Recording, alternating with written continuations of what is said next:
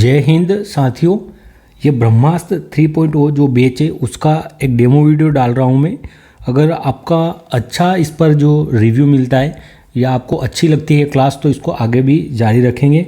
तो सर के द्वारा जो ब्रह्मास्त्र 3.0 बैच है उसका यह जो संगठन है, अंतर्राष्ट्रीय संगठन ऑर्गेनाइजेशन, उसका वीडियो रहेगा। नाटो की अगर बात करें, North Atlantic Treaty Organisation, Atlantic संधि संगठन कहा जाता है नाटो को।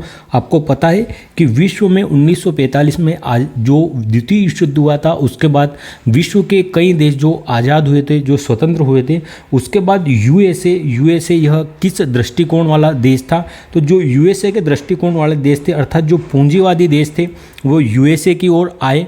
और जो यूएसएसआर अर्थात जो समाजवादी दृष्टिकोण रखते थे, जो भी देश स्वतंत्र हुए थे द्वितीय विश्व युद्ध के बाद, तो जो पूंजीवादी दृष्टि रखते थे वो यूएसए के जो साथ आए या यूएसए के पक्ष में आ गए। और जो साम्यवादी देश थे, अर्थात जो अपने यहाँ पर जो एक धनी वर्ग है उनसे कुछ पैसे लेकर या धनी वर्ग पर जो टैक्स लगाकर जो गरीब लोग हैं उनमें जो संपत्ति का वितरण करता है, अर्थात जो समानता लाता है देश में, जो संसाधन है देश के आर्थिक रूप से जो संसाधन है उनका समान रूप से सभी लोगों में वितरण करता है, वह जो समाजवादी मानसिकता वाले देश होते हैं या समाजवादी विचारधारा वाले देश होते हैं। और जो यूएसए या पूंजीवादी व्यवस्था वाला देश है, अर्थात यहाँ पर यह प्रतिस्पर्धा यहाँ पर अधिक होती है, अर्थात जो जितना बलशाली शक्तिशाली होगा, जो जितना कैपेबल होगा, वह इतनी पूंजी कमा सकता है। तो दो गुटों में बंट गए, जो है यूएसएसआर और यूएसए, जो पूंजीवादी और समाजवादी गुटों में बटे। और जो इनके समर्थक देश थे, जो इनके समान दृष्टिकोण रखते थे, वह भी दो गुटों में बंट गए। तो जो यूएसए ने एक गुट तैयार किया, जो एक सैन्य गुट था नाटो के रूप में। तो इसे 1945 में इसका गठन हुआ था नाटो का, और इसमें नॉर्थ अटलांटिक ट्रीटी ऑर्गेनाइजेशन नाम दिया गया। और यूएसएसआर के जो समर्थक देश थे, इन्होंने एक गुट बनाया जो एक सैन्य गुट था, वह वारसा गुट या वारसा पैक्ट के तहत इन्होंने भी एक गुट बनाया। लेकिन आगे चलकर 1951 में जो यूएसएसआर था, सोवियत संघ, इसमें विघटन हो जाता है। इसका विघटन होता है 1951 में, और सोवियत संघ विघटित होकर जो वारसा पैक्ट है वह भी समाप्त हो जाता है। जो सैन्य गुट था वारसा पैक्ट, यह भी समाप्त हो जाता है जैसे ही सोवियत संघ का विघटन होता है 1951 में। जैसे आप मध्य एशिया के अभी भी देश देखते हैं जिसमें कजाकिस्तान, तजाकिस्तान, तुर्कमेनिस्तान, ये सब वाले देश है, या जो यूक्रेन है, नॉर्वे, फिनलैंड, स्वीडन, ये कभी यूएसएसआर अर्थात पूरा रूस जो सोवियत संघ कहते थे, जिसे इसका हिस्सा हुआ करता था। लेकिन 1951 में इसका जो है विघटन हो गया, और यूएसएसआर अर्थात जो साम्यवादी देश थे, इनकी विचारधारा वाले जो देश थे, इनका संगठन समाप्त हो गया, और नाटो आज भी अस्तित्व में है। नाटो के अगर बारे में आज बात देखेंगे तो सेकेंड विश्व युद्ध के बाद पूंजीवादी देशों के गुट में यूएसएसआर, सोवियत संघ के खिलाफ एक सैन्य गठबंधन तैयार किया गया था, जिसका नाम नाटो रखा गया था। नाटो के बारे में अब देख लेते हैं। इसकी स्थापना 4 अप्रैल 1949 को होती है। ब्रुसेल्स, बेल्जियम में इसका हेडक्वार्टर है नाटो का। इसमें वर्तमान में 32 सदस्य देश है, और इसका नवीनतम सदस्य देश 32वां स्वीडन रहा है। इससे पहले 31वां सदस्य देश इसका फिनलैंड बना था। इसके वर्तमान में हेड कौन है, तो मार्क रूटो जी वर्तमान में हेड है नाटो के।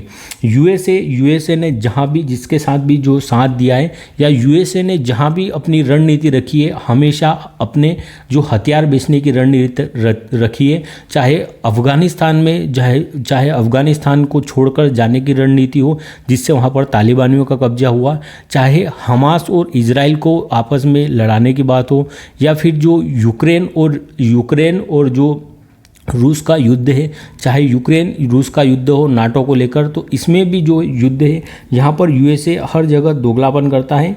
और जो यूएसए और रूस जो है रूस से ही अलग हुआ एक देश है यूक्रेन।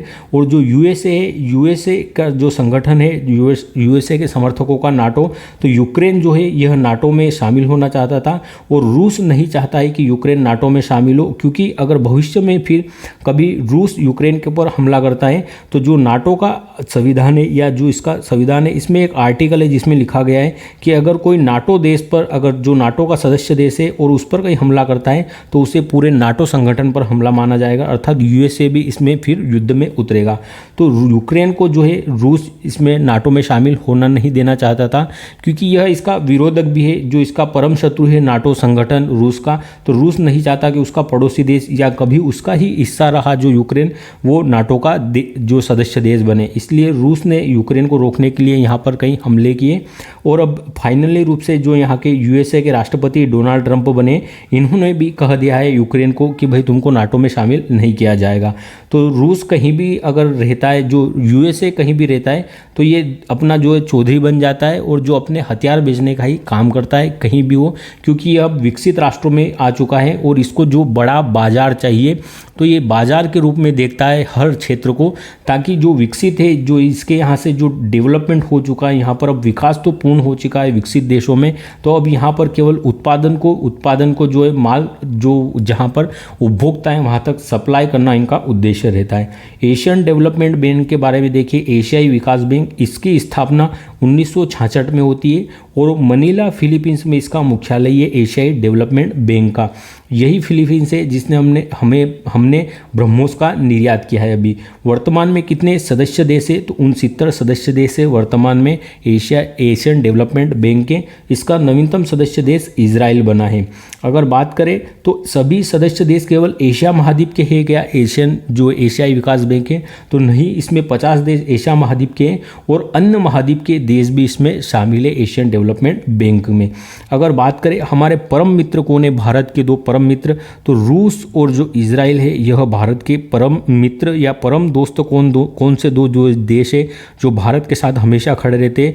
और जो कश्मीर मुद्दा है, इस पर भी खुलकर कहते हैं कि जो कश्मीर लद्दाख वाला क्षेत्र है ये पूर्णतः भारत का है और भारत का इस पर अधिकार होना चाहिए। तो जो इजराइल है और रूस है, भारत के एक घनिष्ठ मित्र या खुले समर्थक रहते हैं अंतर्राष्ट्रीय लेवल पर भी। तो कारगिल वार हुआ था, जब इजराइल ने हमारा सहयोग किया था, जो हमारी सेना यह नीचे खड़ी थी और जो पाकिस्तान की सेना थी, पाकिस्तान नल्ला की, जिसे जो यूएसए है, यूएसए भी सपोर्ट कर रहा था पाकिस्तान का, तो यहाँ पर पहाड़ी क्षेत्र से नीचे की ओर सेना पर हमला करना आसान हो रहा था। लेकिन भारत के पास कोई ऐसा यंत्र या कोई ऐसा हथियार नहीं था जिससे घाटी से सीधा सटीक वार किया जा सके ऊपर की सेना पर, तो ये कठिन कार्य था। तो उस समय इजराइल भारत के साथ आता है और जो पिनाका रॉकेट लॉन्चर है, पिनाका रॉकेट लॉन्चर किसने दिया था, तो इजराइल ने भारत को दिया था, जो कारगिल वार में निर्णायक साबित होता है, पिनाका। तो यह किसने दिया था भारत को, इजराइल ने दिया था। और बराक मिसाइल की टेक्नोलॉजी भी यह इजराइल ने भारत को प्रदान की थी। तो रूस और इजराइल ये भारत के परम मित्र हैं। अगर बात करें अध्यक्ष कौन है वर्तमान में एशियन डेवलपमेंट बैंक के, तो मसातो कांडा जी वर्तमान में इसके अध्यक्ष है। उपाध्यक्ष कौन है, तो अशोक लवासा जी, जो भारत के वर्तमान में उपाध्यक्ष हैं एशियन डेवलपमेंट बैंक के। और सबसे बड़ा भागीदार देश कौन सा है, अर्थात सबसे बड़ा अंशदान किस देश का एशियन डेवलपमेंट बैंक में, तो जापान का है। WTO के बारे में देख लेते हैं, वर्ल्ड ट्रेड ऑर्गेनाइजेशन, जिसे विकास व्यापार संगठन भी कहा जाता है, वर्ल्ड ट्रेड ऑर्गेनाइजेशन, विश्व व्यापार संगठन, जिसे विश्व व्यापार संगठन भी कहा जाता है।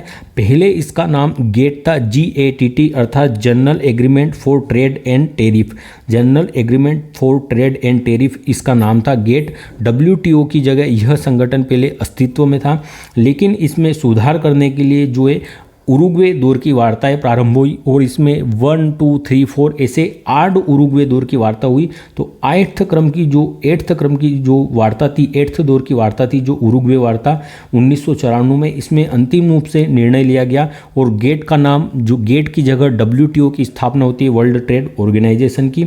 WTO की फाइनली स्थापना होती है 1 जनवरी 1995 को और इसका नाम, गेट का नाम वर्ल्ड ट्रेड ऑर्गेनाइजेशन, विश्व व्यापार संगठन कर दिया गया 1 जनवरी 1995 से।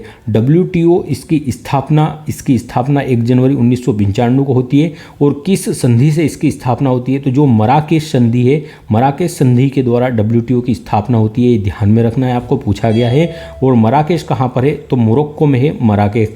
इसका हेडक्वार्टर कहाँ पर है, वर्ल्ड जो एशियन डेवलपमेंट बैंक है, तो एशियन डेवलपमेंट बैंक का हेडक्वार्टर जिनेवा, स्विट्जरलैंड में। कुल वर्तमान में इसके सदस्य देश कितने हो चुके हैं, तो 166 163 इसके सदस्य देश हो चुके हैं।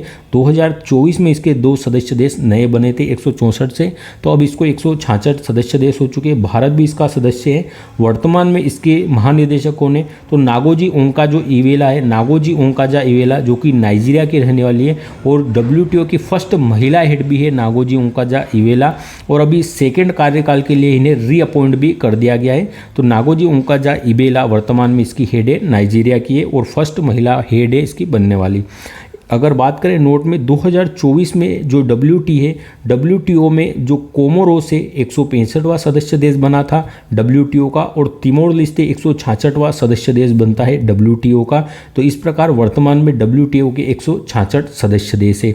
तो मैंने जो 2-3 संगठन है उनको आपको पढ़ाया है। इस प्रकार से सर के द्वारा जो संगठन है उन्हें एक्सप्लेन किया गया है, और उसी के साथ भारत के अन्य देशों के साथ कैसे संबंध है, भारत का कब सपोर्ट किया है किस देश ने, और कब भारत का विरोध क्या है, अर्थात जो अंतर्राष्ट्रीय लेवल पर भारत की विदेशी नीति भी है, या भारत का जो अंतर्राष्ट्रीय लेवल पर जो राजनीतिक प्रभाव कैसा है उसके बारे में भी समझाया जाता है। तो अगर आपको ये क्लासें अच्छी लगे तो मैं इन क्लासों को रेगुलर ज़रूर रखूँगा। अगर आपको क्लास पसंद आई हो तो लाइक करिएगा, और अपना रिव्यू भी जो है कमेंट बॉक्स में अपना रिव्यू दीजिएगा कि आपको क्लास कैसी लगी, ताकि आगे कंटिन्यू रख सकूँ मैं क्लास को। तो मैं आपके लिए समय निकाल कर ये क्लासें लेने की कोशिश करूँगा। अगर अच्छी लगती है तो इन क्लासों को आगे भी अब कंटिन्यू रखा जाएगा। तो आप बताना आपको इससे जो राजनीतिक परिदृश्य है भारत का, और भारत का जो वैश्विक परिदृश्य में जो भारत का प्रभाव है वर्तमान में, तो आपको यह भी जो राजनीतिक स्थिति है भारत की संबंधों की, यह भी जानने को मिलेगी। धन्यवाद। जय हिंद।